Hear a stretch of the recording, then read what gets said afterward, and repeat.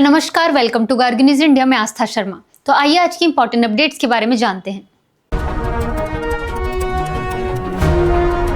कोलकाता में ईडी की कार्रवाई के विरोध में तृणमूल कांग्रेस ने प्रदर्शन किया, जिसकी अगुवाई मुख्यमंत्री ममता बनर्जी ने की। ममता बनर्जी ने IPAC कार्यालय और उसके प्रमुख के आवास पर हुई छापेमारी को राजनीति से प्रेरित बताते हुए ईडी के खिलाफ शिकायत दर्ज कराई। विदेश मंत्रालय ने अमेरिकी वाणिज्य सचिव के उस बयान को खारिज किया है जिसमें कहा गया था कि प्रधानमंत्री नरेंद्र मोदी और अमेरिकी राष्ट्रपति डोनाल्ड ट्रंप के बीच कोई बातचीत नहीं हुई। छत्तीसगढ़ में सुरक्षा बलों की लगातार कार्रवाई के बीच 63 नक्सलियों ने आत्मसमर्पण कर दिया है। एक वरिष्ठ पुलिस अधिकारी के मुताबिक ये नक्सली दक्षिण बस्तर, पश्चिम बस्तर और माड़ डिवीजन के साथ साथ ओडिशा से सटे इलाकों में सक्रिय थे। अमेरिका के राष्ट्रपति डोनाल्ड ट्रंप ने कहा कि वेनेजुएला में अमेरिकी तेल कंपनियां $100 अरब के निवेश के लिए तैयार है, जिसमें तेल संसाधन केंद्र में है। ट्रंप ने यह भी स्वीकार किया कि 3 जनवरी को अमेरिकी सैनिक कार्रवाई में राष्ट्रपति निकोलस मादुरो को हिरासत में लिया गया और इस ऑपरेशन के पीछे वेनेजुएला के तेल पर नियंत्रण प्रमुख कारण था। ईरान में हालात तनावपूर्ण बने हुए हैं, जहां supreme court leader Ayatollah Ali Khamenei ने प्रदर्शनकारियों को देश को अस्थिर करने वाला बताया है। खामेनेई ने आरोप लगाया कि ये प्रदर्शनकारी अमेरिका के राष्ट्रपति डोनाल्ड ट्रंप के इशारे पर काम कर रहे हैं, जिसके बाद ईरान का दुनिया से संपर्क और सीमित कर दिया गया है। पश्चिम बंगाल की मुख्यमंत्री ममता बनर्जी ने तृणमूल कांग्रेस के सांसदों के साथ हुए व्यवहार की कड़ी निंदा की है। ममता बनर्जी ने कहा कि केंद्रीय जांच एजेंसियों के कथित दुरुपयोग के खिलाफ प्रदर्शन कर रहे TMC सांसदों को हिरासत में लेना शर्मनाक और पूरी तरह अस्वीकार्य है। रक्षा मंत्री राजनाथ सिंह ने कहा, उत्तर प्रदेश डिफेंस कॉरिडोर के विभिन्न नोड्स में अब तक 34,000 करोड़ रुपए से अधिक का निवेश किया जा चुका है। लखनऊ में अशोक लेलैंड के इलेक्ट्रिक वाहन निर्माण संयंत्र के उद्घाटन के बाद संबोधित करते हुए उन्होंने कहा कि यह निवेश राज्य को रक्षा निर्माण के क्षेत्र में नई ऊंचाइयों तक ले जाएगा। असम में विपक्षी दलों ने मतदाता सूची में कथित साजिश को लेकर बीजेपी के खिलाफ पुलिस में शिकायत दर्ज कराई है। कांग्रेस, CPI रायजोर दल, असम जातीय परिषद और CPI लिबरेशन ने संयुक्त रूप से दिसपुर थाने में शिकायत लेकर आरोप लगाया है। संसद का बजट सत्र 28 जनवरी से शुरू होगा, जबकि केंद्रीय बजट 1 फरवरी को पेश किया जाएगा। संसद की कार्यवाही 30 जनवरी को होगी, जिस दिन आर्थिक सर्वेक्षण सदन में पेश किए जाने की संभावना है। भारत और यूरोपीय संघ के बीच मुक्त व्यापार समझौते यानी FTA पर बातचीत हुई है, जिसमें किसानों और MSME के हितों की सुरक्षा के प्रति प्रतिबद्धता दोहराई गई। वाणिज्य एवं उद्योग मंत्री पीयूष गोयल इस बातचीत के लिए यूरोपीय संघ मुख्यालय के 2 दिवसीय आधिकारिक दौरे पर हैं। चीन पर निर्भरता कम करने के लिए जापान अब गहरे समुद्र में रेयर अर्थ खनन के परीक्षण की तैयारी कर रहा है। जापान का वैज्ञानिक ड्रिलिंग जहाज प्रशांत महासागर के दूरस्थ द्वीप मिनामी तेरेसीमा के लिए रवाना होगा, जहां आसपास के समुद्री क्षेत्र में बहुमूल्य खनिजों के बड़े भंडार होने की संभावना है। गाजा बोर्ड के लिए डोनाल्ड ट्रंप की पसंद निकोलाई म्लादेनोव को पश्चिम एशिया में तनाव कम करने में अहम भूमिका निभाने वाला नेता बताया गया है। पूर्व राजनयिक मिलेन केरेमेतचेव के अनुसार म्लादेनोव ने शांति प्रयासों में महत्वपूर्ण योगदान दिया है और उन्होंने इजराइल तथा फिलिस्तीन दोनों का भरोसा हासिल किया है।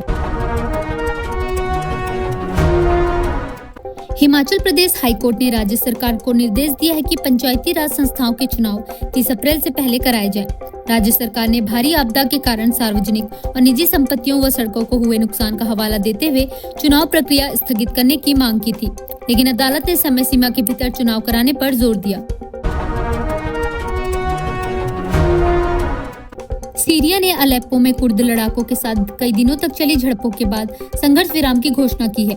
सीरिया के रक्षा मंत्रालय के अनुसार सरकारी बलों और कुर्द लड़ाकों के बीच 3 दिनों तक चली झड़पों के बाद हालात को देखते हुए यह फैसला लिया गया। देश में 1999 से अब तक हुए सभी बम धमाकों का राष्ट्रीय डेटाबेस लॉन्च किया गया है।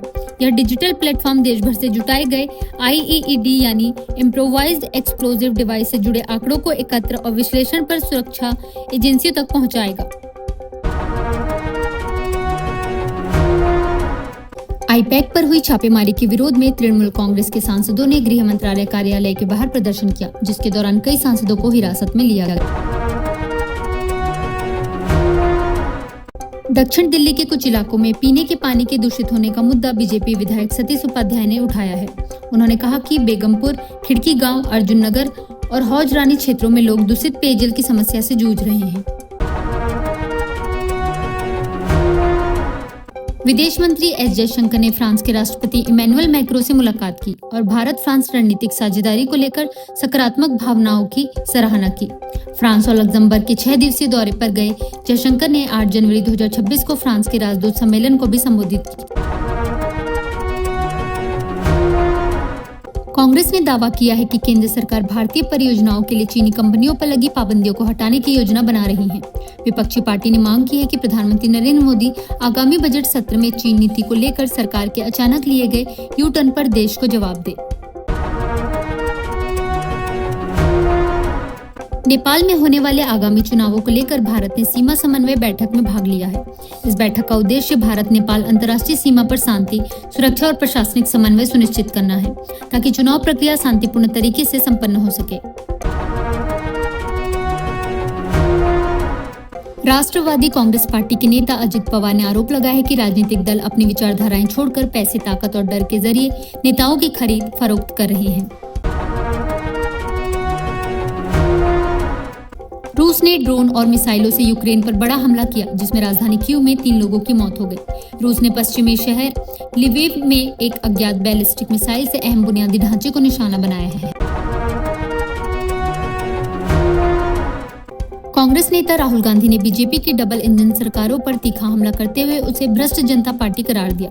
राहुल गांधी ने उत्तराखंड में अंकिता भंडारी हत्याकांड, उत्तर प्रदेश के उन्नाव रेप केस और इंदौर में दूषित पानी से हुई मौतों का जिक्र करते हुए भारतीय जनता पार्टी पर गंभीर सवाल खड़े किए। यूरोपीय संघ के डिजिटल नियमों में व्यापक बदलाव के बावजूद बड़ी टेक कंपनियों पर सख्त नियम लागू नहीं किए जाएंगे। बताया जा रहा है कि गूगल, मेटा, नेटफ्लिक्स, माइक्रोसॉफ्ट और अमेज़न को यूरोप की नई डिजिटल नियमावली में कड़े प्रतिबंधों से राहत मिल सकती है। न्यायमूर्ति महेश शरद चंद्र सोनक ने झारखंड हाईकोर्ट के मुख्य न्यायाधीश के रूप में शपथ ली। शपथ ग्रहण समारोह में मुख्यमंत्री हेमंत सोरेन, मुख्य सचिव अविनाश कुमार सहित कई वरिष्ठ अधिकारी मौजूद रहे। भारत की स्टार शटलर पीवी सिंधु ने मलेशिया ओपन के सेमीफाइनल में जगह बना ली है। सिंधु ने पहला गेम 21-11 से जीत लिया था, जिसके बाद घुटने में ब्रेस पहने खेल रही 3 बार की विश्व चैंपियन और तीसरी वरीयता प्राप्त अकाने यामागुची ने मैच से नाम वापस ले लिया। अमेरिका के राष्ट्रपति डोनाल्ड ट्रंप ने कहा है कि वेनेजुएला के विपक्षी नेता और 2025 नोबेल शांति पुरस्कार विजेता मारिया कोरिना मचाडे से अगले सप्ताह वाशिंगटन में मुलाकात करेंगे, जो उनकी पहली बैठक होगी। लैंड फॉर जॉब्स मामले में दिल्ली की एक अदालत ने लालू प्रसाद यादव और अन्य आरोपियों के खिलाफ आरोप तय कर दिए हैं। इस मामले में सीबीआई ने लालू प्रसाद यादव, उनकी पत्नी और पूर्व मुख्यमंत्री राबड़ी देवी, बेटे तेजस्वी यादव सहित कई लोगों के खिलाफ चार्जशीट दाखिल की है।